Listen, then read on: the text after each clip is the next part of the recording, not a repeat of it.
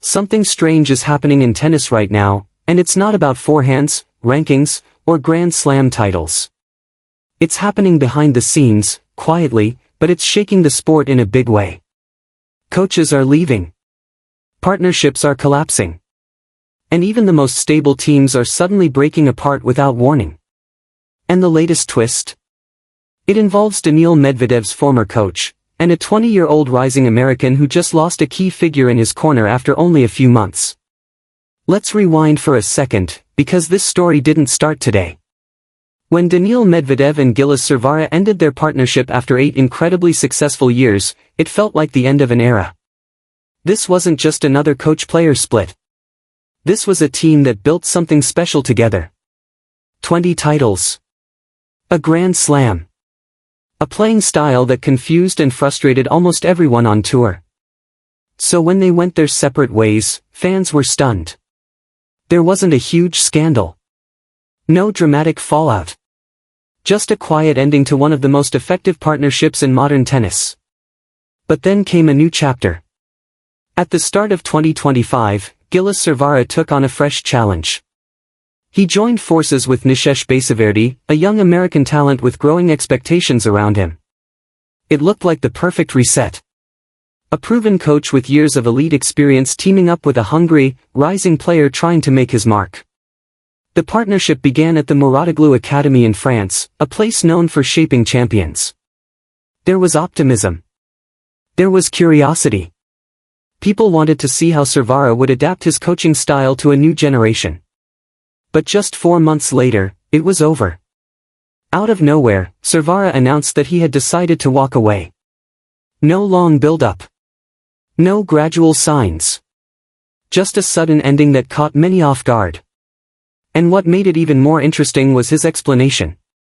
He made it clear that the decision wasn't about conflict or performance. In fact, he specifically said there was nothing wrong with the player. Instead, he pointed to something deeper. Something harder to define. He mentioned that there was an important factor behind his decision. He talked about things in relationships that simply can't be controlled. And just like that, more questions appeared than answers. What was that factor? Was it personal? Professional? A clash in vision? Or something we may never fully understand? What we do know is that Cervara didn't leave with negativity. He wished Basavareddy success. He acknowledged the work they had done together. He even thanked other members of the team, showing that this wasn't a messy breakup, but it was still a sudden one. And that's exactly what makes this situation feel bigger than just one story.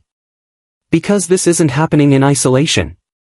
Across the tennis world, we're seeing the same pattern again and again. Coaching partnerships are becoming shorter. Less stable. More unpredictable. Take IGA Swiatek, for example. Right after the Sunshine Swing, she made a bold move. She ended her partnership with Wim Fissette and quickly brought in a new name, Francisco Roig. Now that alone would be big news. But what followed made it even more dramatic. Training clips started surfacing. Swiatek on clay. Roig by her side. Even Rafael Nadal appearing in the background. Suddenly, fans were buzzing. Some were excited. Others were confused. And then came the unexpected reaction from Giovanni Mpetshi Pericard. He had his own connection to Roig. Earlier in the year, he had gone through coaching changes himself. After parting ways with Emmanuel Planquet, he briefly worked with Philippe de Hayes. Then came a short-lived partnership with Roig. But according to Pericard, the way things ended left him frustrated. He revealed that he wasn't even informed directly about the split. For him, it felt like trust had been broken. Like something important had been handled without honesty. And his words captured the emotion perfectly. He described the situation as ruthless. A world where things can change quickly, without warning, and without explanation. And that word, ruthless, feels very accurate right now. Because if you zoom out, you'll notice this isn't just about one coach or one player. It's a pattern spreading across the tour. Think about Emma Raducanu. Last year, she also made headlines when she ended her partnership with Francis Roig after just 6 months. This was a collaboration that came with big expectations. Roig had worked with Rafael Nadal. He brought experience, structure, and a strong reputation. But after a tough loss at the Australian Open, it all came to an end. Quickly. Quietly. And perhaps sooner than anyone expected. Then there's Jessica Pegula. Her split with David, which shocked many people, not because of poor results, but because of how long and stable their partnership had been. 5 years together. A strong friendship. Consistent progress.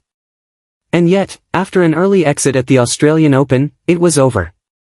Wood later admitted he never saw it coming. That's the part that stands out the most. Not just the split itself, but the surprise behind it. And if we go even further back, we find another example that still resonates today.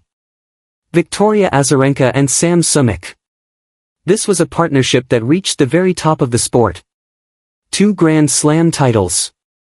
World number 1. Years of success built on trust and understanding. But even that ended suddenly. Azarenka herself said it caught her off guard. She spoke about gratitude, about everything they achieved, but also about the unexpected nature of the decision. So now the question becomes unavoidable. Why is this happening so often? Why are coaching relationships in tennis becoming so fragile? Part of the answer might lie in the nature of the sport itself. Tennis is incredibly individual. There's no big team to spread responsibility. When things go wrong, the spotlight is intense. Every loss feels personal. Every decision carries weight. And in that environment, even small differences can grow into bigger issues. Another factor could be expectations. Players want quick results. Coaches want clear commitment. But when progress doesn't happen fast enough, or when visions don't align perfectly, patience becomes difficult. And then there's the human side of it all. Chemistry matters. Communication matters. Trust matters. And sometimes, even when there's no obvious problem, something just doesn't click. That might be what Gilles Cervara was hinting at. Not a specific incident, but a feeling. A dynamic that wasn't quite right. And instead of forcing it, he chose to step away. It's a decision that takes honesty. But it also adds to a growing sense of instability in the sport. Because for young players like Nishesh Basavareddy, these changes can be significant. At that stage of a career, consistency is valuable. Having the same voice, the same guidance, the same structure, it can make a big difference.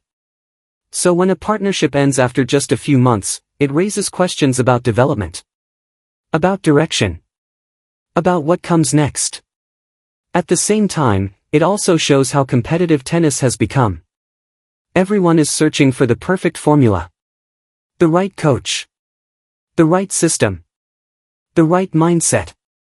And if something feels even slightly off, changes happen fast. Maybe faster than ever before. And that brings us back to where we started. This isn't just a story about one coach leaving one player. It's a reflection of a larger shift happening across tennis.